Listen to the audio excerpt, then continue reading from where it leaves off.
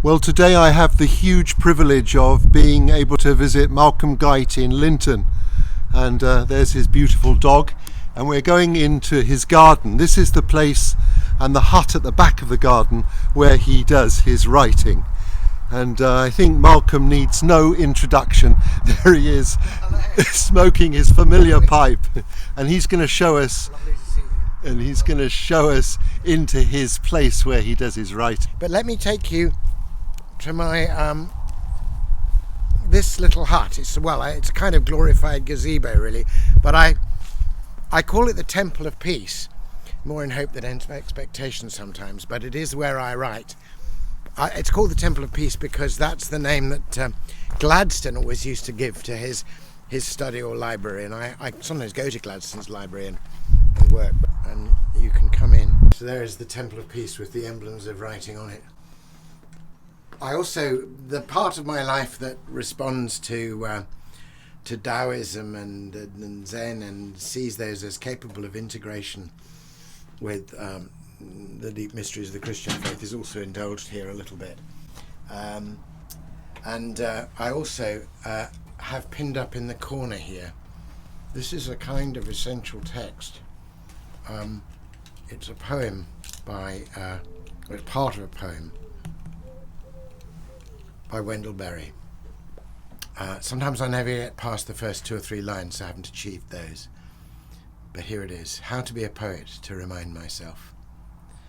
Make a place to sit down. Sit down. Be quiet. You must depend upon affection, reading, knowledge, skill, more of each than you have. Inspiration, work, growing older, patience. For patience joins time to eternity. Any readers who like your work, doubt their judgment. Breathe with unconditional breath the unconditioned air. Shun electric wire. Communicate slowly. Live a 3-dimensioned life. Stay away from screens. Oh, if only we could now. Stay away from anything that obscures the place it is in. There are no unsacred places. There are only sacred places and desecrated places. I find all of that wisdom from Wendell Berry pretty much a watchword for me, and I glance at it before I settle down and get down to my writing here. Well, thank you, Malcolm, and we're going to hear your lecture in a minute, but before we do, I'm going to ask you some questions because I'm sure people will be really fascinated to hear more about you. Can you tell me about how you became a poet? I mean, is it something you enjoyed when you were a kid, or is it something that developed as you grew older? Well, it's something that I enjoyed as a child, or poetry I enjoyed simply because my household was full of it, particularly through my mother.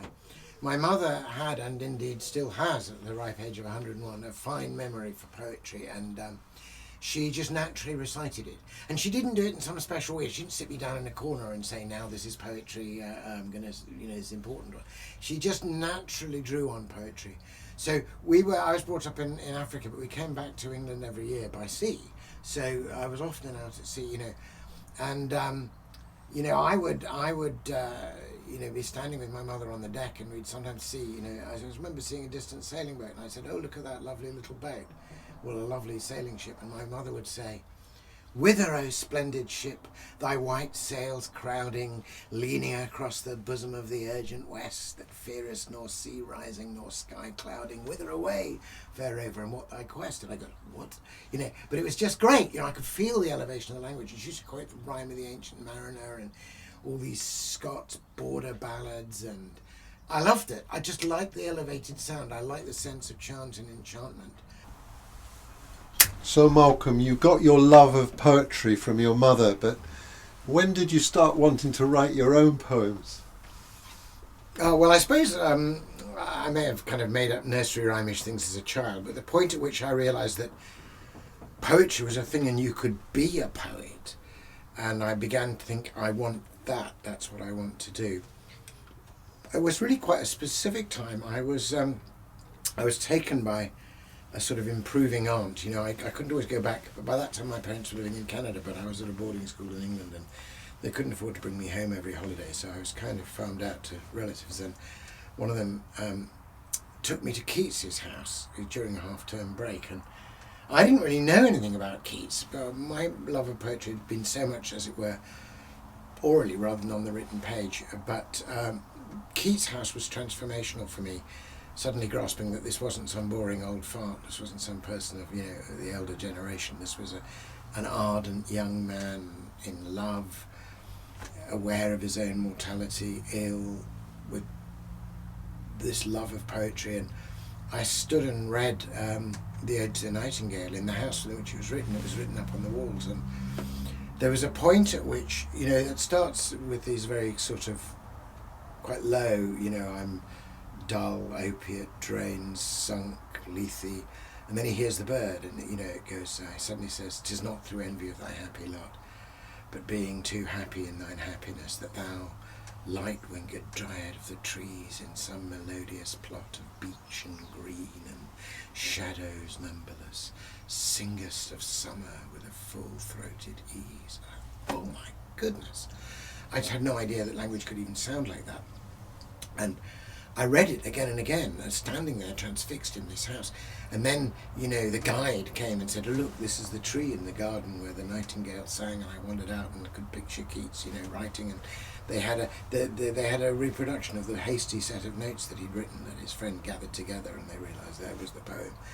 And I went home and read loads of Keats, and I was like the sort of kid at the back of a rock concert where somebody's playing a great guitar solo and you can't do it, but you sort of play air guitar along with it because you want to make that sound. Yes. And I started playing, as it were, Keatsian air guitar. You know, I started writing lots and lots of sub-Keatsian poetry, which was full of pastiche and quoths and doths and these and thous, but I knew there was a sound there.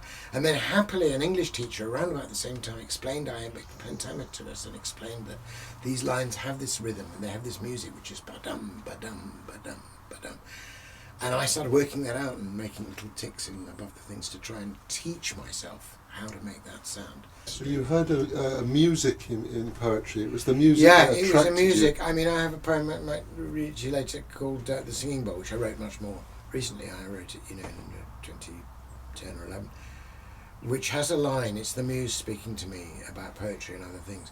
But the line says, "Stay with the music, words will come in time."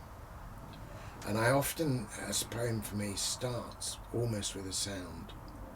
What was interesting was that it turned out to be a poem not just about the music of poetry, but about breath.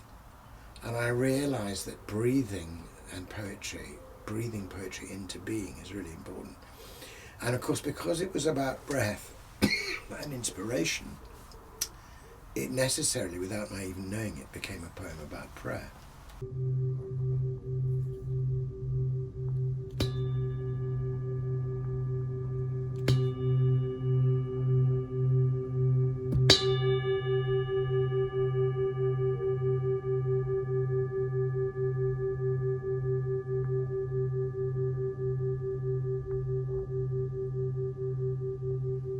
Begin the song exactly where you are.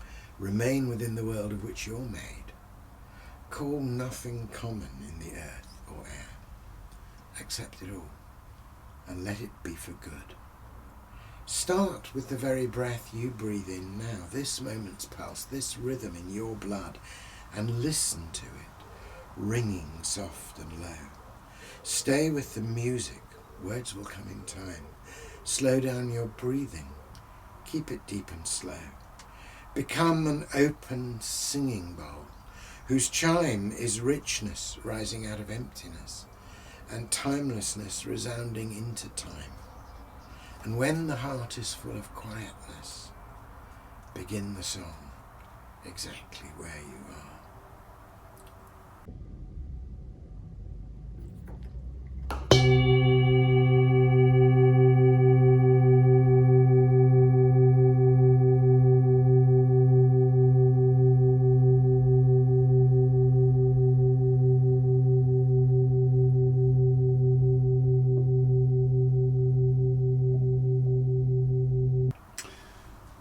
Malcolm, that poem sounds almost like a prayer. Did your poetry become before your prayer, or did it come out of your prayer, as it were?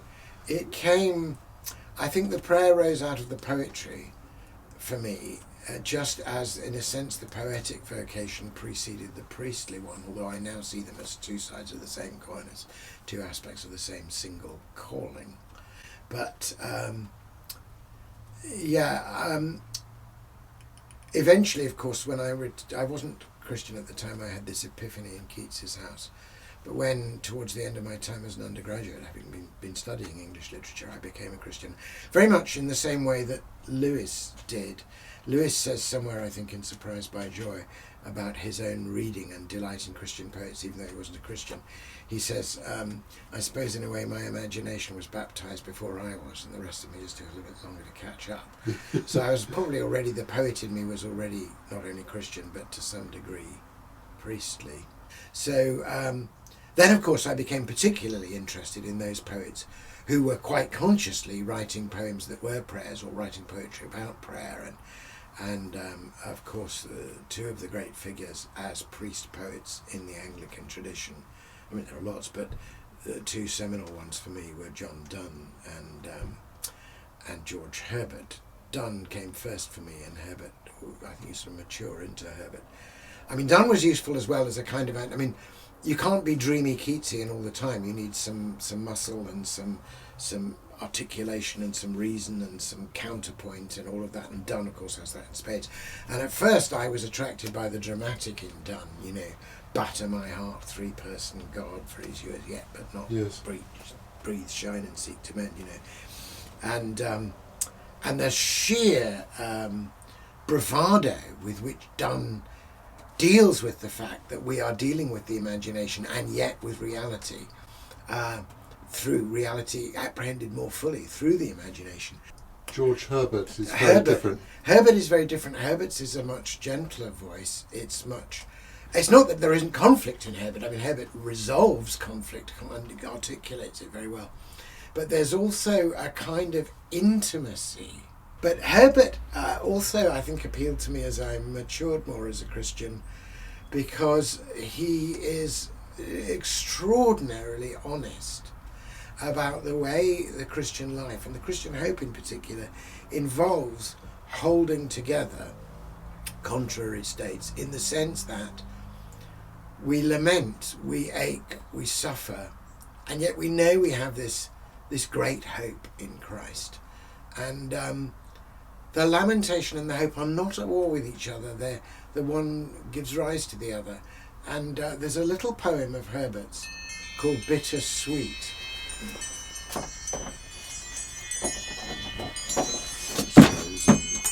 Alarm to take.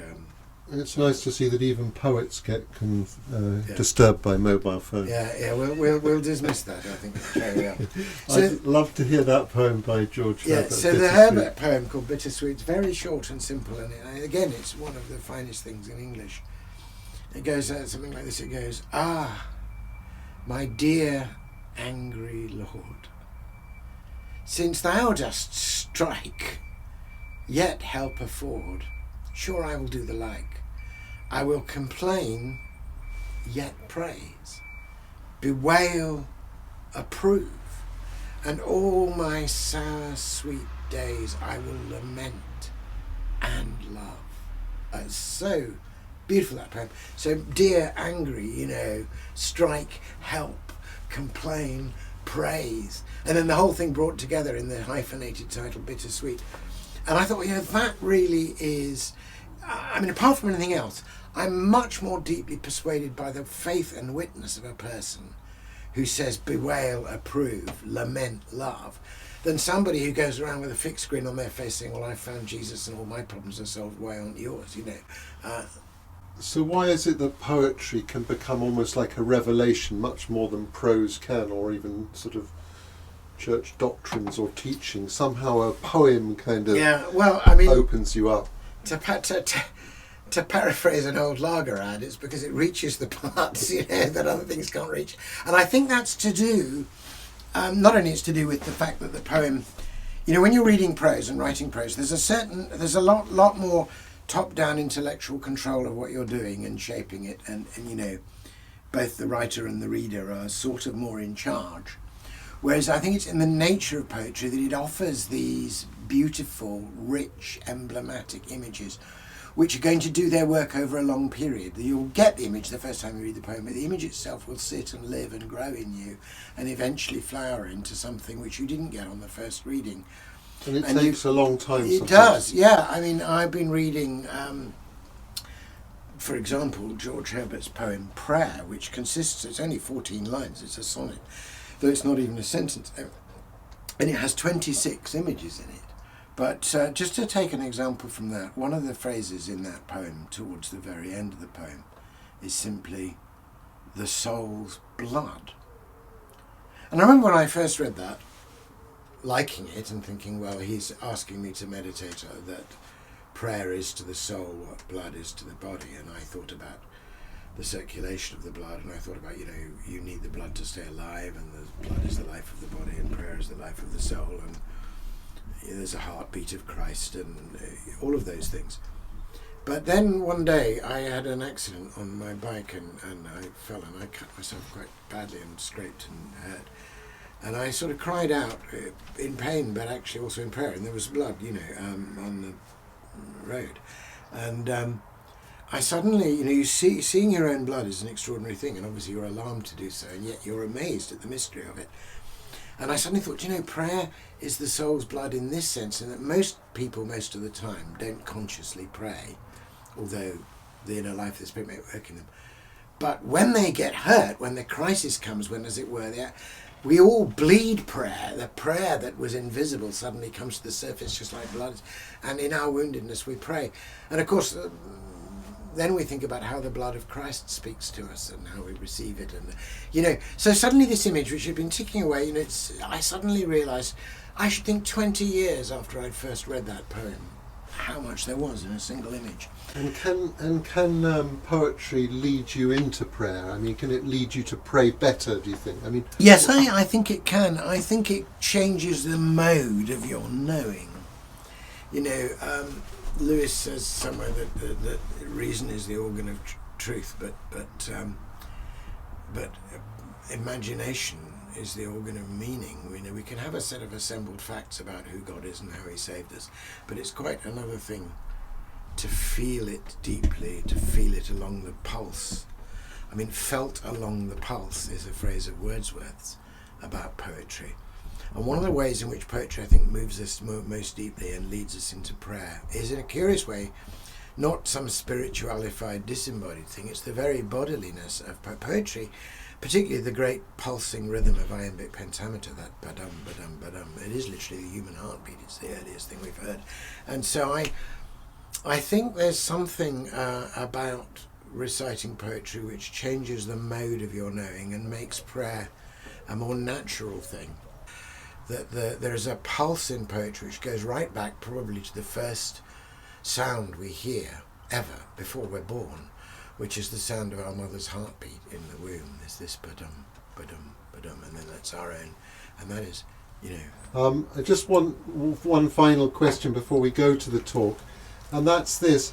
There are some people who say, I don't like poetry, I can't, I don't understand poetry. What would you say to someone who says that they don't understand poetry? I mean, how can you...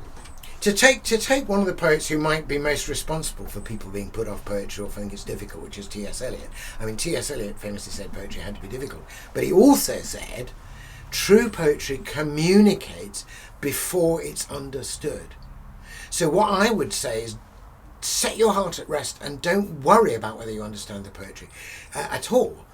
If the poem, enjoy a poem before you seek to understand it. It will give you something before you understand it. Now, of course, there's some, not very good modern poetry that might just frustrate you. So start with something that's already beautiful.